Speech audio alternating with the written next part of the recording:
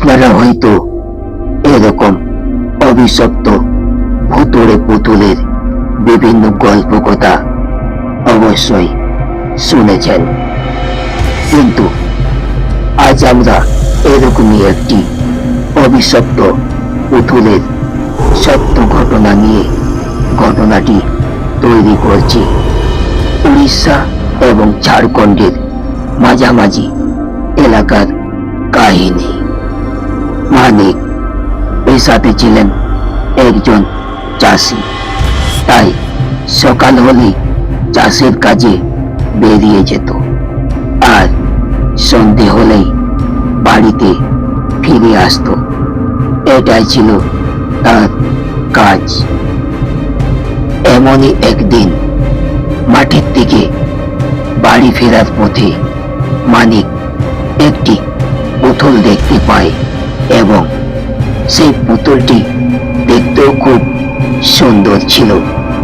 তাই মানিক পুতুলটিকে নিয়ে সোজা বাড়ি চলে আসে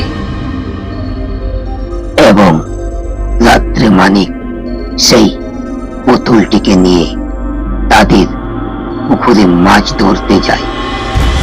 মানিক পুতুলটিকে পেছনে রেখে মাছ ধরতে আরম্ভ করে, কিন্তু কিছুক্ষণ বাদ হঠাৎ পুকুর পাড়ের ঝোপ থেকে একটি বাচ্চার কান্নার শব্দ শুনতে পায়। মানিক যে ঝোপের দিকে টর্চ লাইটটি মারে, অমনি কান্নার শব্দটি বন্ধ হয়ে যায় আর ঝোপের মধ্যে কিছুই দেখতে পায়নি। এবং মানিক আবার মাছ ধরতে আরম্ভ করে, কিন্তু আরো কিছুক্ষণ বাদ সেই ঝোপের থেকে কান্নার শব্দটি আরো শোনা যায়। মানিক যে তার টর্চ লাইটটি ঝোপের দিকে দেখায়, একই তার সেই পুতুলটি কান্না করতে করতে ঝোপ থেকে বেরিয়ে আসছে। মানিক এটি দেখার পর ভয়ে হতভম্ব হয়ে যায় এবং ভাবতে থাকে কিভাবে গেল পুতুলটি ওখানে।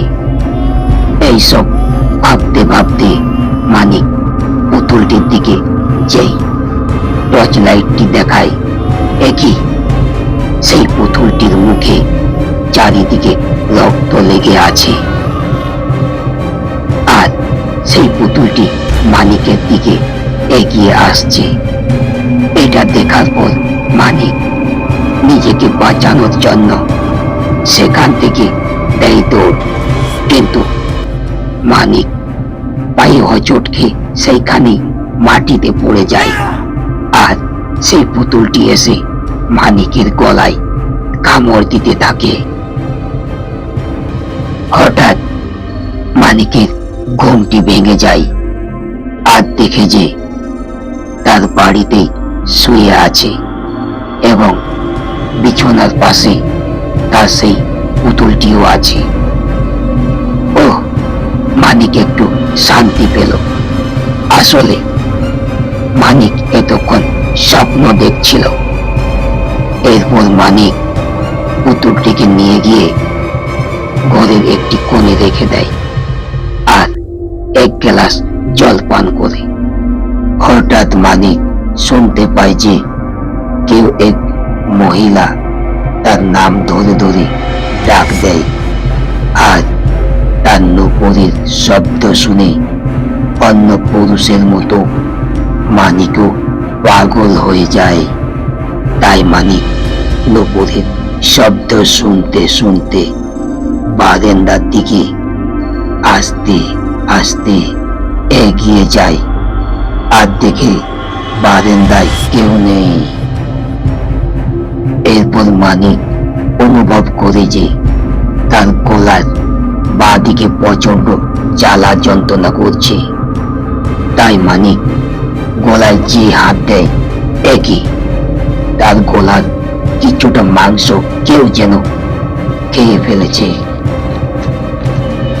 আর সেই স্থান থেকে রক্ত বেরিয়ে বেরিয়ে মানিকের সারা শরীরে রক্তে লাল হয়ে গেছে।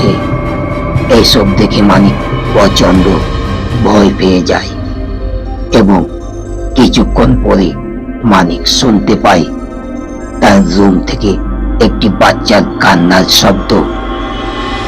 এটা শুনে মানিক তার রুমের দিকে ভয়ে ভয়ে আস্তে আস্তে এগিয়ে যায় এবং গিয়ে দেখে সেই পুতুলটি কান্না করছে আর তার মুখের চারিদিকে রক্ত লেগে লাল হয়ে আছে।